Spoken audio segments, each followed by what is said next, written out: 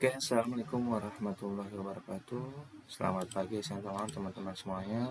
Seperti biasa, di sini saya akan kembali membahas masalah rancangan pabrik ya, di mana kita akan merancang satu support equipment yang bertugas untuk memisahkan nih butiran-butiran kotoran dari gas-gas yang ingin kita hasilkan. Nah, ada juga tugas siklon. Nah, siklon ini berfungsi untuk memisahkan gas yang tidak bereaksi dari produk, bisa kotoran dan lain-lainnya. Mana kita menggunakan jenis yaitu adalah tangki vertikal dengan tutup berupa plate dan tutup bawah berupa conical. Kemudian kita menggunakan bahan carbon steel SA283 grade C karena gasnya tidak terlalu korosif, kita bisa menggunakan carbon steel. Nah, tujuan dari ini adalah menentukan tipe siklonnya, kita bisa menentukan bahan konstruksi siklon, kita dapat menghitung kapasitas siklon dan menentukan dimensi dari siklon.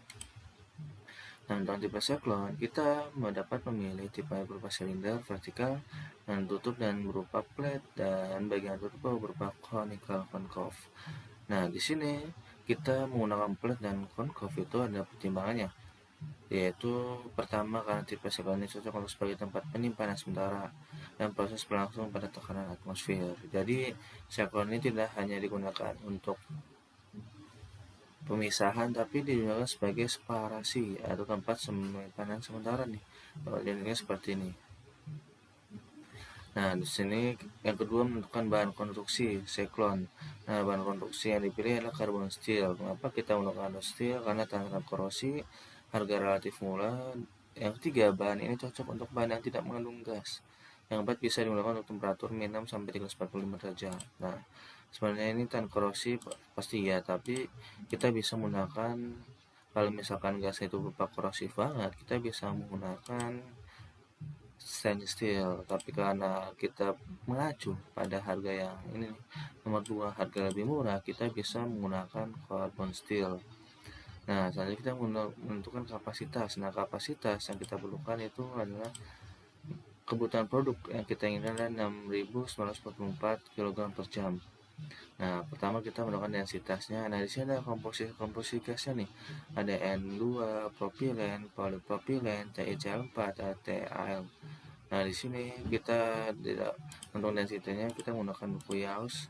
Nah, di sini ada A, B, N. Jadi buku Yaus itu nanti ada muncul ini. Densitas mixing kita dapat seperti ini. Tuh. Adalah fraksi XF itu adalah fraksi dari si gas tersebut. Kandungannya berapa banyak sih? Nah, di sini.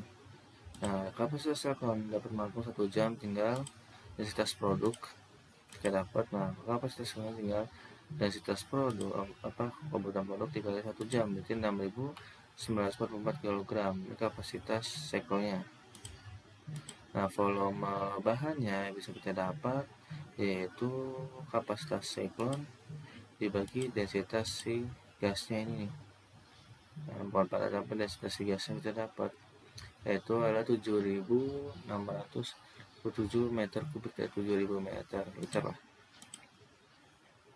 Nah, jadi volume bahan kenapa padatan? Karena di sini biasanya si propilen sama TCl4 itu biasa ada bentuknya butiran-butiran padatan, biasanya kita sebut dengan padatan.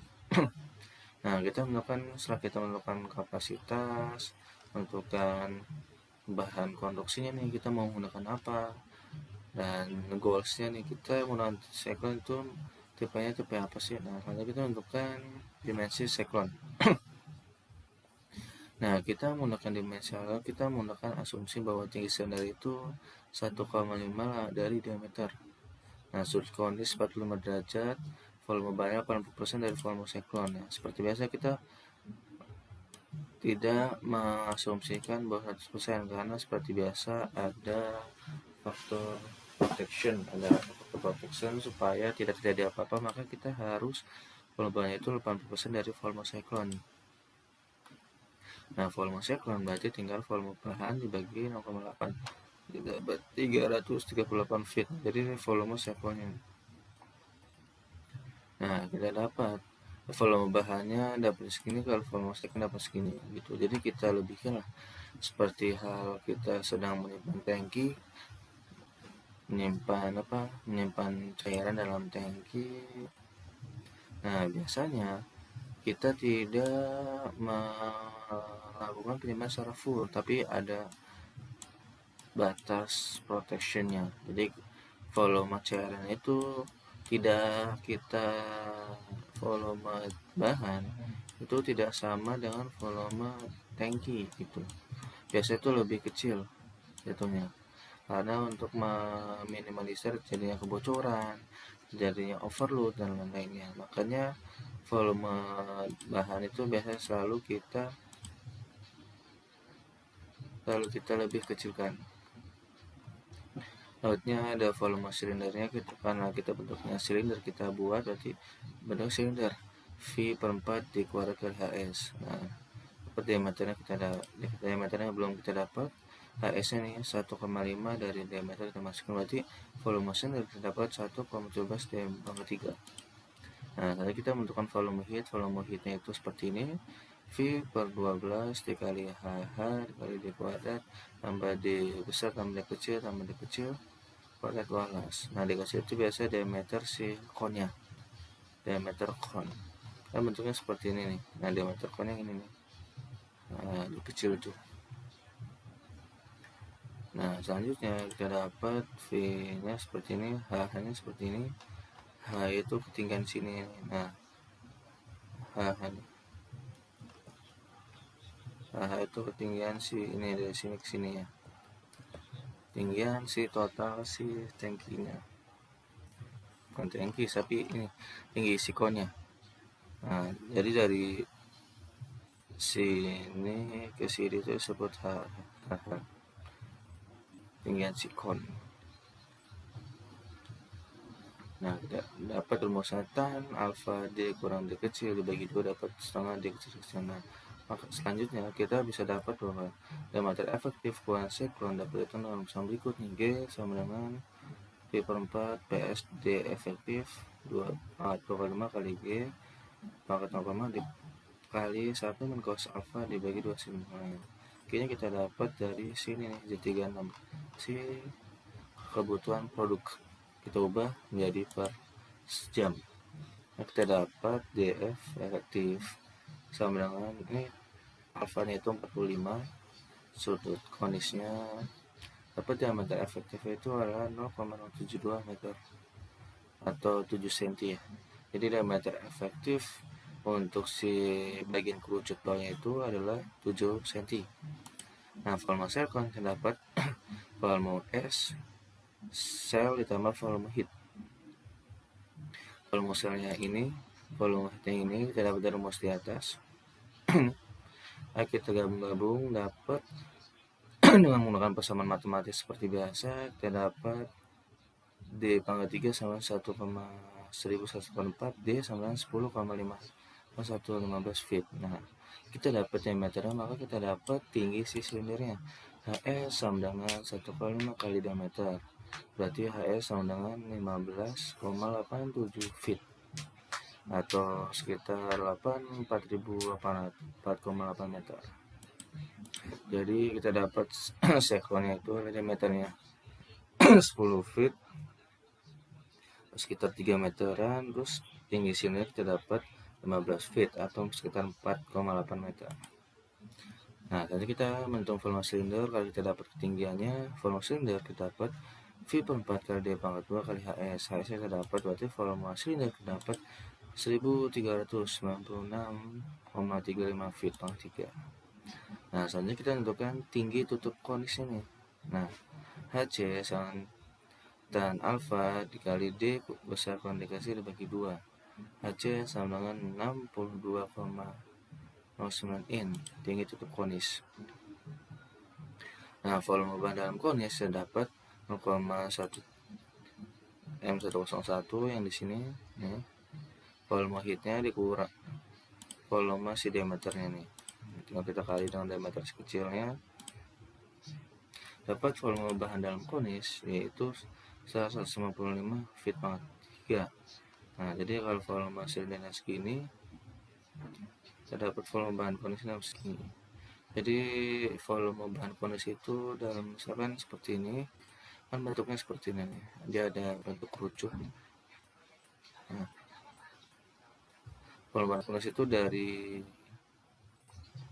sini ke sini, nah itu volume bahan kerucutnya. Sedangkan volume sel itu dari sini ke sini nih, volume bahan totalnya.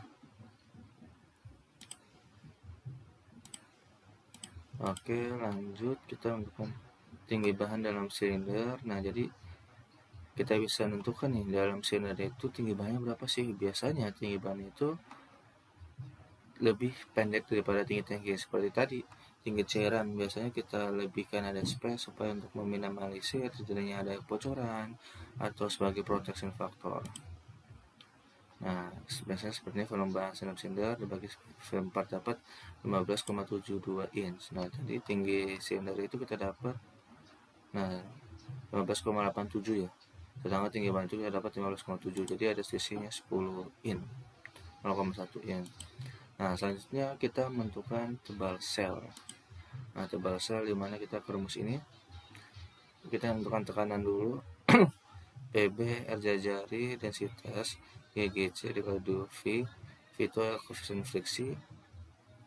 Nah, di sini kita ambil 0,45 ya, karena rentangnya itu 0,35 sampai 0,55. Nah, kenapa sih ada koefisien friksi? Karena kita kan gas itu kita memisahkan si padatan itu juga ada namanya gesekan. Nah, maka kita perlu adanya koefisien friksinya. Df itu tinggi total material dalam tangki. Nah, densitas bahannya segini, sehingga tekanan kita dapat yaitu ada 8,4865 psi ya. Nah, jadi tekan lateral pada dasar pakai nomor PL kali PB 0,5 dikali 8,4865. Dapat tekanan totalnya sebesar PB ditambah PL lateral dapat 12 psi. Tekanan total lateral berarti tekanan si gas ini nih di dasar tangki kolateral. Kalau T ini P ini tekanan vertikal pada dasar tangki. Vertikal pada lateral berarti horizontal. Nah, di sini ada faktor pengamanan 0,1 kita lebihin 0,1 dapat tekanan itu 14 psi. Jadi P desain yang kita desain yaitu adalah sebesar 14 psi. Nah, selanjutnya kita menggunakan bahan yang digunakan yaitu karbon steel. F-nya sebesar segini, efisiensi joinnya 0,8 kita pakai double welded butt joint. C-nya corrosion factor kita pakai 0,15. Nah, tebal sel kita dapat rumus ini ada di buku Brownell. Kalau teman-teman pengen tahu tebal sel berarti dapat nih pressure dapat, R-nya aja jadi dapat, C-nya corrosion alasan dapat, F-nya ada, N-nya ada, tinggal masukin. Tebal sel dapat 0,38 inch. Nah, karena kita ingin menyesuaikan dengan tebal sel standar market, kita ambil 0,45 inch. Oke, untuk tebal standarnya. Standar offset berarti standarisasi offset diameter kita dapat ID tambah 2 kali TS. ID-nya ada kali 2 kali TS dapat diameternya itu sebesar 3000 lagi 3,2 meter. Nah, selanjutnya kita menentukan tinggi sel. Nah, tinggi sel ini adalah tinggi sel dari setelah kita koreksi. Nah, tinggi sel kita dapat 15,8722 sama nggak kayak sebelumnya, 15,8722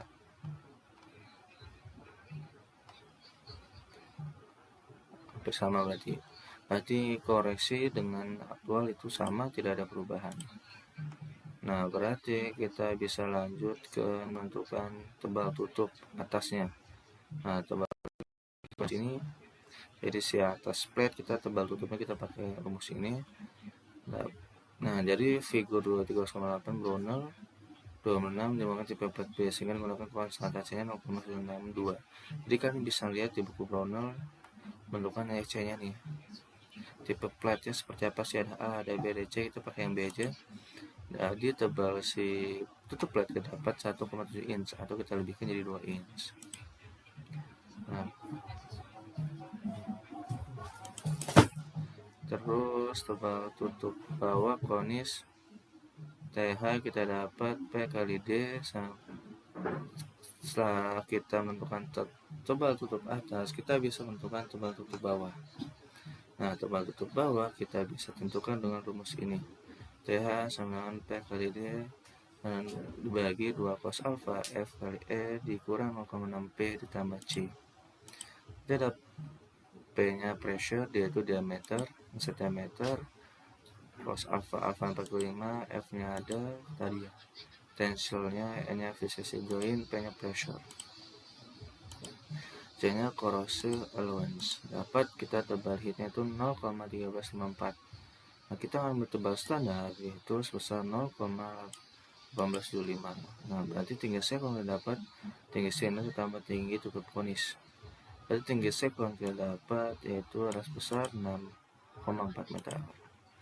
Nah, ini setelah kita tentukan tinggi, kita bisa menentukan resumnya. Di sini ada alat seklon pada V101 membesarkan gas ada bereaksi, jumlahnya 1 buah, tipe tangki silinder vertikal, dan konduksi karbon steel, waktu penyimpanan 1 jam.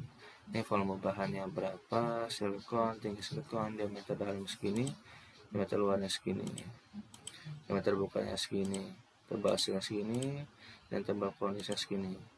Oke, mungkin demikian yang terkait masalah perancang siklon. Nggak terlalu ribet karena di sini merupakan support equipment, di mana fungsinya untuk sebagai pendukung yang digunakan untuk memisahkan gas yang tidak ingin kita pakai dari padatan-padatan atau partikel-partikel. Nah, gas yang tidak bereaksi itu bisa partikel dan padatan.